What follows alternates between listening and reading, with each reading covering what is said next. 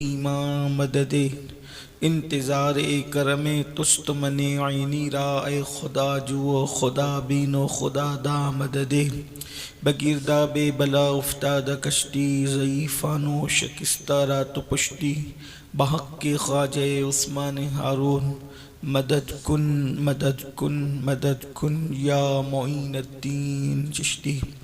انتہائی احترام و عقیدت کے ساتھ اپنے اور ساری کائنات کے مرکز عقیدت انیس بے کساں چارہ ساز درد منداں، ہم غریبوں کے غم گسار، ہم فقیروں کی ثروت، شہر یار ارم تاجدار حرم نوبہار شفاعت، شب اسرا کے دولہا نوشے بزم جنت، دانائے سبل مولائے کل ختم الرسل، خسرو خوباں سیاح لامکاں وجہ کن فکاں، در اللہ المکنون سر اللہ المخزون عالم ما کانا وما یکون، آب و گل انبیاء جان و دل اصفیاء، مطلع ہر سعادت مقطع ہر سیادت، خلاصہ کائنات فخر موجودات، حضور احمد مجتبی محمد مصطفیٰ، ارواح و نافدہ صلی اللہ تعالی علیہ وآلہ وصحبہ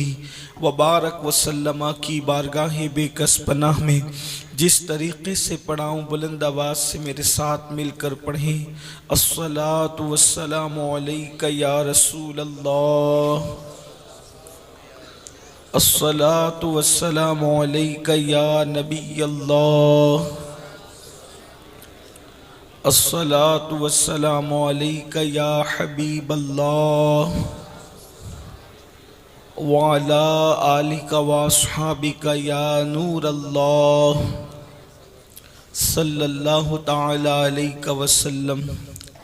سرور کہوں کہ مالک و مولا کہوں تجھے، سرور کہوں کہ مالک و مولا کہوں تجھے، باغ خلیل کا گل زیبا کہوں تجھے، حرما نصیب ہوں تجھے امید گے کہوں، جانے مراد کانے تمنا کہوں تجھے، اللہ رے تیرے جسم منور کی تابشیں، اللہ رے تیرے جسم منور کی تابشیں، اے جانے جاں میں جانے تجلی کہوں تجھے، تیرے تو وصف عیب تناہی سے ہے بری، حیراں ہوں میرے شاہ میں کیا کیا کہوں تجھے، کہہ لے گی سب کچھ ان کے ثنا خواں کی خاموشی، چپ ہو رہا یہ کہہ کے میں کیا کیا کہوں تجھے، لیکن رضا نے ختم و سخن اس پہ کر دیا، خالق کا بندہ خلق کا آقا کہوں تجھے۔ آج کی یہ خوبصورت سی محفل کردار مصطفیٰ صلی اللہ علیہ وآلہ وسلم کے عنوان سے منعقد ہے۔ انشاءاللہ میرے بعد آپ کو دو عظیم خطابات سننے ہیں، میں جلدی اپنی گفتگو مکمل کروں گا کیونکہ آپ کو دو بیانات اور بھی میرے بعد سننے ہیں۔ برادر مکرم حضرت پیر سید وجیہ الدین صاحب قبلہ قادری برکاتی رضوی سے آپ سنیں گے، اور ساتھ ہی ساتھ ولی عہد خانقاہ عالیہ بالگرام شریف حضرت پیر سید انس میاں صاحب سے بھی آپ ان کے فرامین سماعت کریں گے۔ میں آپ سب کو اور بالخصوص یہاں کے تمام علماء اور ائمہ کو اور خاص طور پر بانی محفل جناب شکیل بابا کو مبارکباد پیش کرتا ہوں کہ انہوں نے اللہ کے رسول صلی اللہ علیہ وسلم کے اخلاق اور کردار پر آج کی محفل کو منعقد کرنے کا شرف حاصل کیا۔ اللہ کے رسول علیہ السلام کی ذات جو ہے وہ ایک انفرادی ذات ہے، اور ان سے پہلے کوئی ان جیسا نہیں آیا، اور ان کے بعد قیامت تک کوئی ان جیسا آ بھی نہیں سکتا۔ وہ ہر اعتبار سے منفرد ذات ہے، انفرادی ذات ہے۔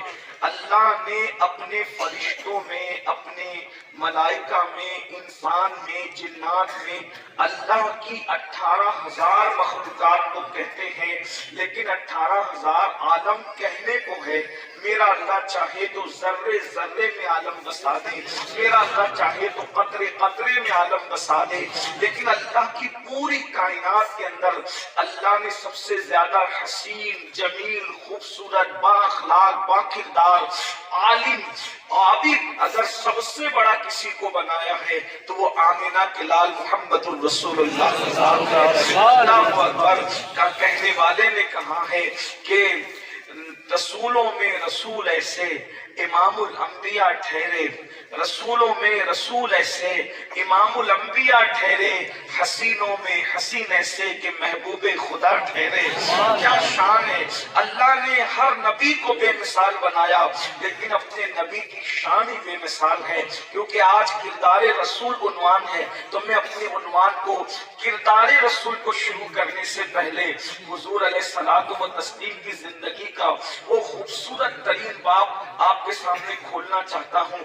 خوبصورت اتنے تھے، یاد رکھنا اللہ کے رسول علیہ السلام نے فرمایا خوبصورتی کے بعد اگر کسی بندے کو خوبصورتی کے بعد اخلاق کی دولت نصیب ہو جائے تو جنت اس کا مقدر بن جاتا ہے۔ خوبصورتی کے بعد بہت کم لوگ با اخلاق رہتے ہیں، اس لیے کہ خوبصورتی کا گھمنڈ، خوبصورتی کا غرور انسان کو زیادہ اخلاق مند رہنے نہیں دیتا۔ علم کے بعد بھی انسان بہت زیادہ با اخلاق نہیں رہ پاتا، اس لیے کہ علم کا گھمنڈ ہوتا ہے، حسن کا گھمنڈ ہوتا ہے۔ اعلیٰ نسبی کے بعد بھی انسان بہت کم با اخلاق رہ پاتا ہے، کیونکہ کہیں نہ کہیں اس کا بھی گھمنڈ ہوتا ہے۔ اور دولت آنے کے بعد بھی انسان بہت کم با اخلاق رہ جاتا ہے، کیونکہ دولت کا اپنا بھی گھمنڈ ہوتا ہے۔ اسی طریقے سے اقتدار ملنے کے بعد انسان بہت کم با اخلاق رہ پاتا ہے، کیونکہ اقتدار کا بھی گھمنڈ ہوتا ہے۔ لیکن یہ ساری باتیں محمد الرسول اللہ کی بارگاہ میں آ کر سب غلط ثابت ہو جاتی ہے۔ آئیے میں ساری چیزوں کو پڑھوں۔ اگر یہاں کے لوگ باذوق ہیں، اور یقیناً مجھے لگا کہ باذوق ہیں، عشق والے ہیں، تو دیکھیے لوگ کہتے ہیں کہ اقتدار ہو تو آدمی با اخلاق نہیں رہتا۔ میں کہتا ہوں میرے نبی سے بڑا اقتدار کس کے پاس ہو سکتا ہے؟ اس لیے کہ کسی کے پیچھے لیڈر کھڑے ہیں، کسی کے پیچھے عوام کھڑی ہے، کسی کے پیچھے مریدین کھڑے ہیں، کسی کے پیچھے شاگرد کھڑے ہیں، کسی کے پیچھے اللہ اکبر، کوئی کسی کے پیچھے، کوئی کسی کے پیچھے۔ لوگوں میرے نبی کے اقتدار کا اندازہ لگاؤ کہ مسجد اقصی میں آدم سے لے کے عیسیٰ تک سارے نبی میرے آقا کے پیچھے مقتدی بن کر کھڑے ہیں، لیکن اتنا بڑا اقتدار ملنے کے باوجود بھی حضور علیہ الصلوۃ والتسلیم میں نہ گھمنڈ ہے نہ غرور ہے۔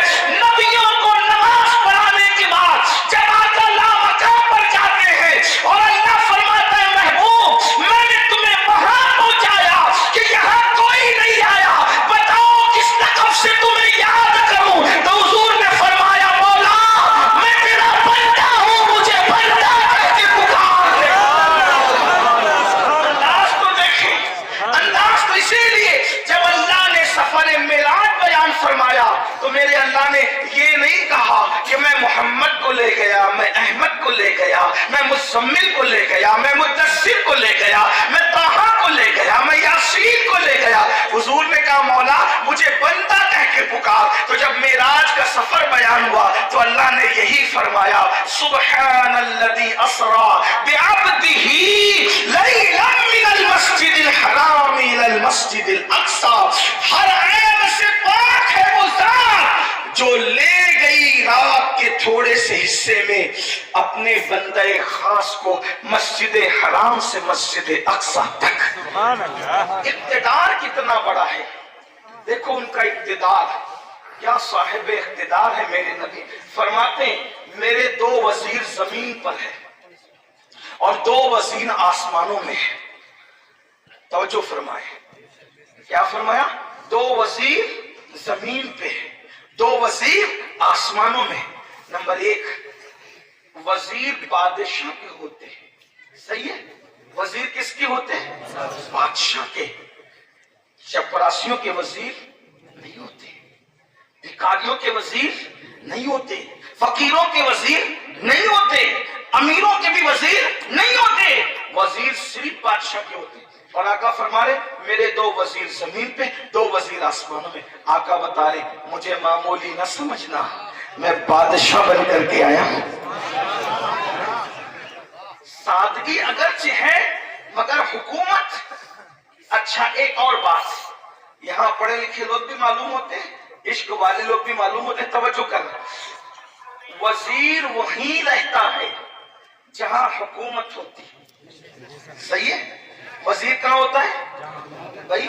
ہندوستان کا وزیر پاکستان